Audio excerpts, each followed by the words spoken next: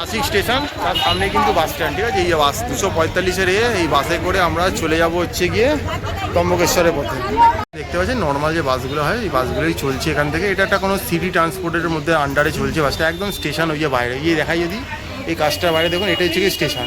স্টেশনের বাইরে থেকে এই বাসগুলো চলে, অনেক জায়গায় যায়। বাট আমরা যদি ত্রম্বকেশ্বর যাবো সেই ত্রম্বকেশ্বর বাসে উঠে পড়েছি। কত টাকা ভাড়া জানি না, বাট এখান থেকে আই থিঙ্ক 40 কিলোমিটার মতো ডিস্টেন্স রয়েছে।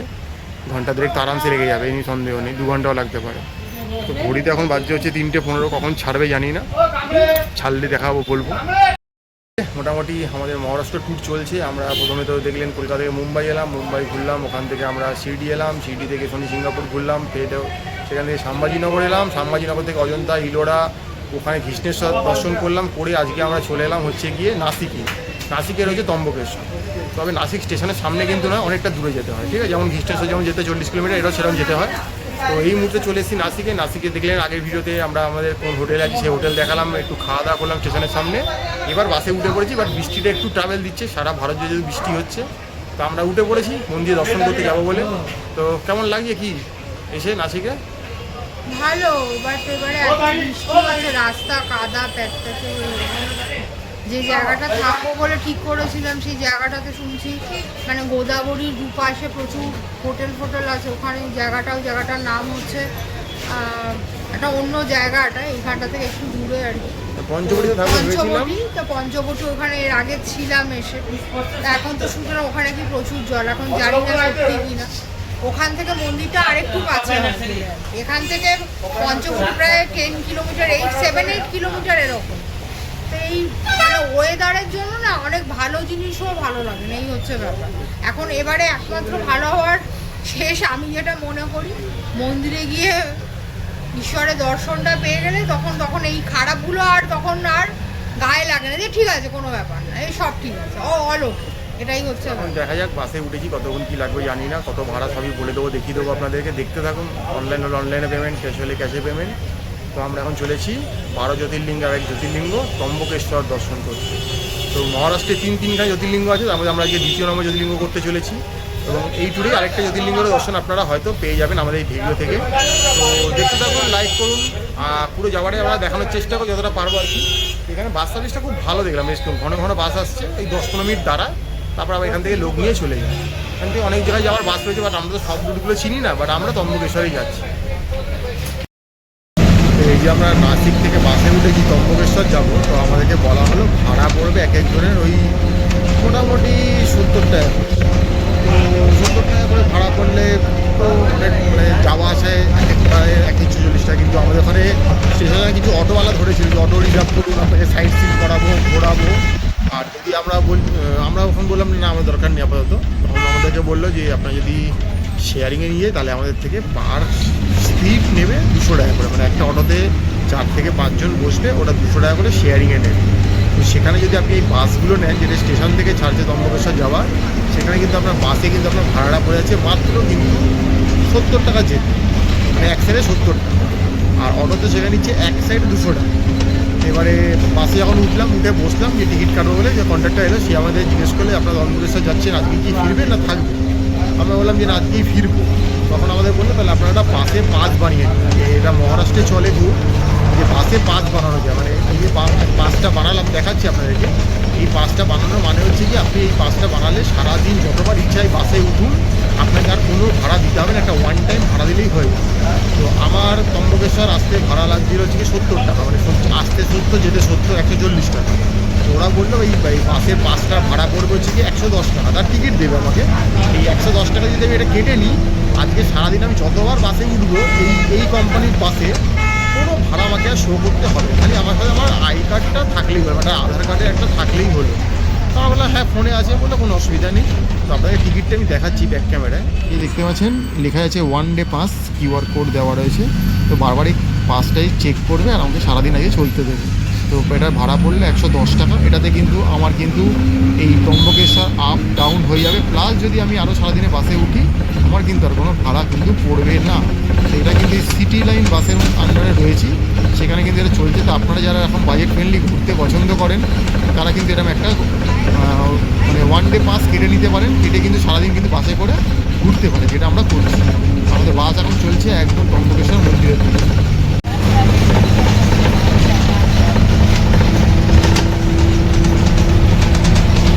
যে দেখছেন এই বাসে করে আমরা এলাম 245 বা 245-এর একদম নামিয়ে দিল মন্দিরের এইখানটাতেই বাস স্টপ। এখান থেকে আপনারা হেঁটেও যেতে পারেন বা অটো ফটো নিতে পারেন, বাট আমরা হেঁটেই দেখি চলে যাবো আশা করছি। তো এই মুহূর্তে আমরা এসেছি বলতে পারেন নাসিকের একটা জ্যোতির্লিঙ্গ, 12 জ্যোতির্লিঙ্গে এক জ্যোতির্লিঙ্গ ত্রম্বকেশ্বরে। তো চলুন আগে একটু সামনে যাওয়া যাক, যে দেখছি কীভাবে কী পুজো দেওয়া যায় সব কিছু। চলুন। আবার বলেছি বাস কিন্তু 245 বা 245-এর যেটাতেই উঠুন এখানেই নিয়ে আসবে, ঠিক আছে? অনলাইনে পেমেন্ট করা যায়, ক্যাশেও করা যায়, ডে টিকিট কাটা যায়, এক সাইডে টিকিট কাটা যায়, সব রকম ব্যবস্থাই রয়েছে। এই দেখতে পাচ্ছেন খুব সুন্দর এই পাহাড়গুলো দেখতে পাচ্ছি। আর এই দিকটা যদি আপনাদেরকে দেখাই, দেখুন আপনাদেরকে দেখাচ্ছি পাহাড় থেকে ঝর্ণাগুলো নামছে। যদিও একটু সন্ধে হয়ে গেছে, মানে সন্ধে বলবো না ঠিক, মানে বর্ষার ওয়েদার বলে একটু ঝট করে অন্ধকারটা নেমে গেছে, না হলে খালি চোখে যা দেখতে লাগছে বিশ্বাস করুন, এটা যদি সকাল হতো মানে এই ভিডিও মানে ছবি বাঁধিয়ে রাখার মতো, এরকম সুন্দর দেখতে। এত দেখুন ঝর্ণাগুলো কি সুন্দর সুন্দর। মানে মুম্বাই এলে, মানে মুম্বাই ঠিক বলবো না কথাটা, মানে মহারাষ্ট্র এলে আর কিন্তু আপনাদের কিন্তু মানে সিনিক বিউটি খুব ভালো পাবেন, যেটা আমরা অনেক সময় বলি না যে কেরালা গেলে ভালো দেখতে পাবো এরকম ব্যাপার। তো মহারাষ্ট্র এলেও কিন্তু ভালো ভালো পাহাড় বা সিনিক বিউটি কিন্তু প্রচুর দেখতে পাবে, যেটা এবারে এসে ফিল করছি। আর যেহেতু এবছর গোটা ভারত জুড়ে বর্ষার প্রকোপটা খুব বেশি, তাই বর্ষার জন্য পুরো মহারাষ্ট্র একদম গ্রিনে গ্রিন হয়ে রয়েছে। আর জলধারাগুলো তো ওপর থেকে এমনভাবে নামছে, জাস্ট অসাম লাগছে, অসাম। তো আমরা এখন চলছি, এখানেও কিন্তু টুকটাক খাওয়া থাকার ব্যবস্থাপনা রয়েছে।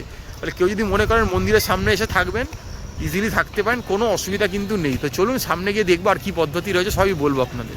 দেখতে পাচ্ছেন এইটা হচ্ছে গিয়ে 200 টাকা দর্শনের লাইন, আর এদিক থেকে যদি চলে যান ফ্রির লাইন, ঠিক আছে? এখানে কিন্তু প্রচুর দোকান রয়েছে, আর লোকে কিন্তু আপনার মাথা খেয়ে নেবে, আমার থেকে ডালা নিন, আমার থেকে ডালা নিন, আমার থেকে ডালা নিন।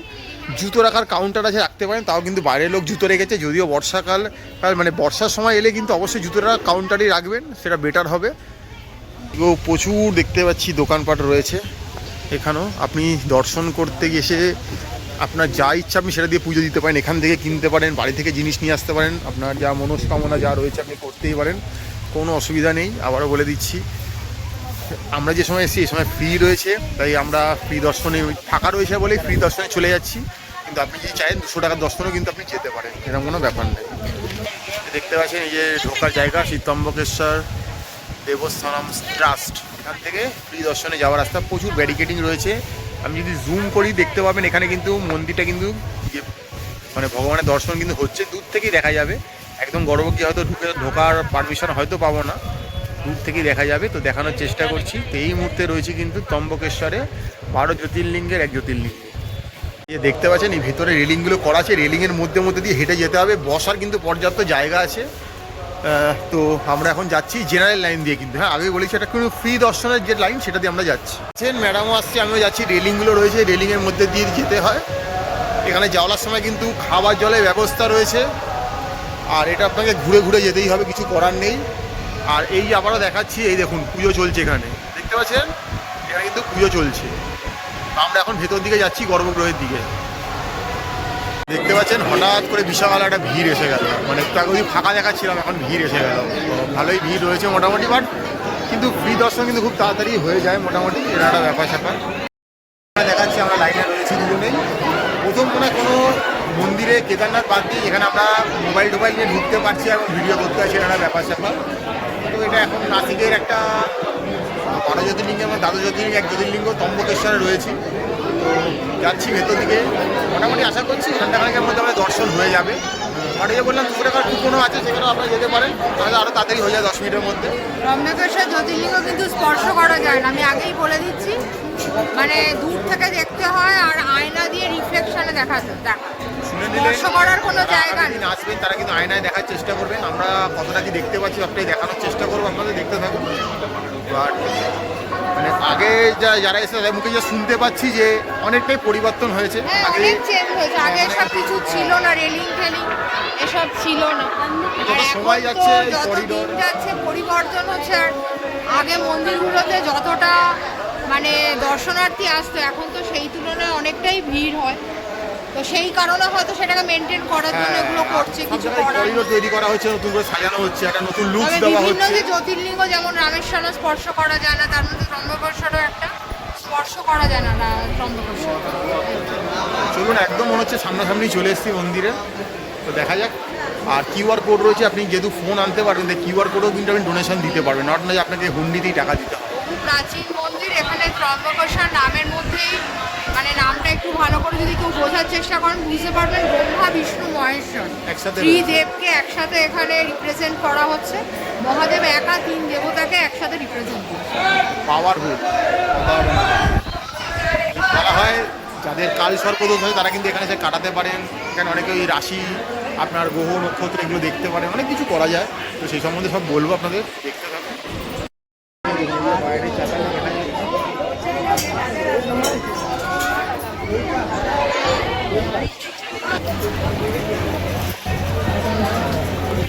একদম গর্ভগৃহের সামনেই চলে এসেছি। মোটামুটি দেখতে পাচ্ছেন এই যে চাতালটা, এটাই আমরা বাইরে থেকে যখন দেখি ভিডিওতে এটাই দেখতে পাই। অনেকটা দূর অবধি কিন্তু আপনি মানে মোবাইল আপনার সঙ্গে থাকবে, কিন্তু একদম ভেতরে ঢোকার পর কিন্তু আর ছবি তুলতে পারবেন, এত অবধি মোটামুটি ছবি তোলা যায়। আমরা তুলছি, ভালোই ভিড় রয়েছে মোটামুটি। চলুন আস্তে আস্তে সামনে এগিয়ে যাচ্ছি লাইন করে করে কিউ দিয়ে। তো মনে রাখবেন, ভারতের একমাত্র জ্যোতির্লিঙ্গ যেখানে একটা শিলার মধ্যেই ব্রহ্মা বিষ্ণু মহেশ্বরকে একসাথে দেখতে পাওয়া যায়। তাই যারা এখনও আসেননি চলে আসতে পারেন, যারা এসছেন তারা আবারও আসতে পারেন, কোনো অসুবিধাই নেই। বাবার স্থানে আসবেন, তার কোনো লিমিটেশন নেই কোনো। দেখতে পাচ্ছেন মন্দির অনেকটা ভেতর অবধি চলে এসেছি, দেখাতে পাচ্ছি।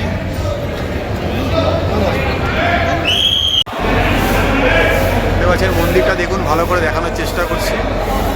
এই মুহূর্তে আমরা রয়েছি 12 জ্যোতির্লিঙ্গের এক জ্যোতির্লিঙ্গ ত্রম্বকেশ্বরে, যেটা রয়েছে নাসিকে।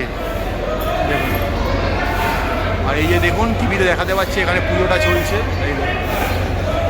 এই হচ্ছে গিয়ে দেখতে পাচ্ছেন, সন্ধ্যেবেলা আপনাকে দেখাচ্ছি ত্রম্বকেশ্বর মন্দিরের বাইরে একদম দাঁড়িয়ে রয়েছি। জাস্ট এখান দিয়ে পুজো দিয়ে আমরা বেরালাম, দেখুন সব লাইট জ্বলে উঠলো, জাস্ট অসাম লাগে দেখতে। রাত্রি 9টা অবধি কিন্তু মন্দির খোলা থাকে, সকাল 6টা থেকে নিয়ে। তা আমরা এই মুহূর্তে রয়েছি কিন্তু নাসিকের ত্রম্বকেশ্বর মন্দিরে। আপনারা দেখতে পাচ্ছেন মহারাষ্ট্রের দ্বাদশ জ্যোতির্লিঙ্গের এক অন্যতম জ্যোতির্লিঙ্গ ত্রম্বকেশ্বর। ত্রম্বকেশ্বরের ইতিহাস, নানা রকম ইতিহাস নিয়ে বা পৌরাণিক নানা রকম কাহিনী আছে। তার মধ্যে একটা সামান্য কাহিনী আমি যেটুকুনি জানি সেটা আপনাদের সামনে তুলে ধরার চেষ্টা করছি। একদা এখানে ঋষি গৌতম এবং তার স্ত্রী অহল্যা এখানে বাস করতেন। দীর্ঘদিন ধরে এই অঞ্চলে খরায় পরিণত হয়েছিল বৃষ্টি না হওয়ার দরুন। তখন ঋষি গৌতম ধ্যান করেছিলেন বৃষ্টিকে আনার জন্য। তখন সেই সময় বরুণদেব তার ডাকে সাড়া দিয়ে তার তপস্যায় অত্যন্ত সন্তুষ্ট হয়ে এখানে প্রবল বর্ষণের সৃষ্টি করেন এবং তার ফল থেকে এবং এখানে সেই সময় তার এই বৃষ্টির যে প্রচুর বৃষ্টি হয়েছিল এবং সেখানে মহাদেবেরও আবির্ভাব ঘটে। তো তাই থেকে এই জায়গাটার নাম ত্রম্বকেশ্বর নামে পরিচিত। আর এই মন্দির ঠিক কতদিনের পুরনো, কে সৃষ্টি করেছিল তার সঠিক তথ্য আমার অন্তত জানা নেই। আপনারা হয়তো ইতিহাস বা কাহিনী, নানা রকম পুরাণের কাহিনী ঘাটাঘাটি করলে হয়তো জানলেও জানতে পারে। তবে এটা কিন্তু আমি অলরেডি এর আগে আপনাদেরকে বললাম, আবারও বলে দিচ্ছি, এই জ্যোতির্লিঙ্গ কিন্তু স্পর্শ করা যায় না। দ্বাদশ জ্যোতির্লিঙ্গের বেশ কিছু জ্যোতির্লিঙ্গ আমরা স্পর্শ করতে পারি, এই জ্যোতির্লিঙ্গ স্পর্শ করার কোনো রকম সুযোগ নেই। দূর থেকে মহাদেবকে দর্শন করতে হয়। আর একটা আয়না আছে এবং বিভিন্ন টিভি স্ক্রিন আছে, সেখান থেকে দর্শন করা যায়। তবে এই মন্দিরও অন্যান্য বিভিন্ন ভারতবর্ষের হিন্দু মন্দিরের মতো এই মন্দিরও কিন্তু মুঘল শাসক অরঙ্গজেবের আমলে আক্রান্ত হয়েছিল। যদিও পরবর্তীকালে বিভিন্ন হিন্দু রাজারা এই মন্দিরটিকে পুনঃসংস্কার করেন এবং আমরা বর্তমানে যেটি দেখছি এটা বহু প্রাচীন একদম প্রথম অবস্থা এবং তার পরবর্তীকালে সংস্কারের অবস্থায় আমরা এটা দেখতে পাচ্ছি। তো যদি এই মন্দিরে আসেন হয়তো ভালোই লাগবে আপনাদের, কারণ দ্বাদশ জ্যোতির্লিঙ্গের এক জ্যোতির্লিঙ্গ আপনারা দর্শন করতে পারবেন। নাসিক থেকে প্রায় ধরে নিন 40 কিলোমিটার দূরে। আর অলরেডি আপনাদেরকে বলে দিয়েছি আমরা যে কিভাবে আসবেন। বাসে করে আসতে পারেন, শেয়ার গাড়িতে আসতে পারেন, অটোতে আসতে পারেন, ডাইরেক্ট রিজার্ভ করে আসতে পারেন। আর এই পাহাড়ের ওপরে গোদাবরীর তীরে এই মহারাষ্ট্রের নাসিক শহরে এই মন্দির। তো এর প্রাকৃতিক দৃশ্য তো অসাধারণ, ভীষণ ভালো লাগবে এখানে এলে। এখানেও প্রচুর থাকার খাওয়ার ব্যবস্থা, যদি মনে করেন এখানে এসে থাকবেন, থাকতেই পারেন। তো আপনাদেরকে দেখালাম আমাদের ম্যাপেলের মাধ্যমে দ্বাদশ জ্যোতির্লিঙ্গের একমাত্র জ্যোতির্লিঙ্গ যেখানে নাকি আমরা ক্যামেরা অ্যালাউ করলো, মোবাইলের সাহায্যে আপনাদেরকে দেখানোর চেষ্টা করলাম। কেমন লাগলো আর ভিডিওটা জানাবেন। অত রেনকোট ছাতা নিয়ে দর্শন করছি, আর কিছু করার নেই। সারা ভারত জুড়ে অসময় যে এত বৃষ্টি হতে পারে, এবছরটা না দেখলে জীবনে জানতে পারতাম যে পৃথিবীতে এত বৃষ্টিও বিরাজ করে। এখন এই ভগবানের আশীর্বাদ না আমাদের ওপর ক্ষোভ অভিশাপ সেটা জানি না, সেই মাথায় নিয়েই চলছি। এসছিলাম যে মন্দিরটা আরও ভালো করে ঘুরে দেখাবো, কারণ এই মন্দিরটা চত্বরের মধ্যে অনেকক্ষণ ঘোরা যায়, মানে কোনো রেস্ট্রিকশান নেই, ফোন টোন ব্যাগ নিয়ে এখানে ঢোকা যায়, খালি ক্যামেরা অ্যালাউ করে না, মানে কোনো রকম ক্যামেরা অ্যালাউ করে না। এছাড়া কিন্তু আপনি যে কোনো জিনিস নিয়ে কিন্তু মন্দিরে ঢুকতে পারবেন, অনলাইন পেমেন্ট করতে পারবেন। তো আমরা মোটামুটি আমাদের 40-45 মিনিটের মধ্যে দর্শন হয়ে গেছে, আমরা খুব তাড়াতাড়ি দর্শন করে ফেলেছি, যদি একদমই ভিড় নেই। কিন্তু বৃষ্টি এমন বাদ সাজছে যে আমরা এখানে একটু গিয়ে বসবো, 2 মিনিট সময় দেবো, দেখতে পাচ্ছেন ছাতা উড়ে যাচ্ছে, রেনকোট উড়ে যাচ্ছে, এটা একটা ব্যাপার। মানে সবাই আর কি মানে একটু মানে আকস্মিকভাবে আর কি একটু বিপদেই পড়েছে, কারণ সবার কাছে তো এই মুহূর্তে যে বৃষ্টির প্রোটেকশন ছিল না। আর সবাই ধরুন অনেকে এলেও অনেকে তো ব্যাগ বাইরে রেখে এসছে, রুমে রেখে এসছে, এটা একটা ব্যাপার। তো এর মধ্যে আমরা ভিডিওটা করার চেষ্টা করলাম এই প্রাকৃতিক দুর্যোগ নিয়ে। রিসেন্ট টাইমে আপনারা আমার দেখবেন আমাদের সব ভিডিওগুলোতে একটু প্রাকৃতিক দুর্যোগটা বেশিই চলছে, মানে ভালো করে আপনার সামনে কিছু যত তুলে ধরতে আমরা চেষ্টা করলেও পারছি না, কারণ প্রকৃতির সাথে লড়ার মতো ক্ষমতা আমাদের সাধারণ মানুষের তো নেই, তার চেষ্টাও করছি না। এই দেখালাম, নাসিক থেকে এসছি আমরা, দেখলাম, দর্শন করলাম, এবার হয়তো ফিরে যাবো, আরও কিছু দেখার ছিল আশেপাশে, এবার এই দুর্যোগে বোঝানো সেগুলো সম্ভব হবে। তো আমরা তো বেরিয়ে যাচ্ছি এবারে। তো দেখতে থাকুন, লাইক করুন, সাবস্ক্রাইব করুন, পাশে থাকুন। আমরা চেষ্টা করছি সব জ্যোতির্লিঙ্গগুলোকেই আমাদের ফোনের মাধ্যমে তুলে ধরার। তো আগামীতে আরও ভালো কিছু আসবে, মহারাষ্ট্র সিরিজ চলছে, তো দেখতে থাকুন।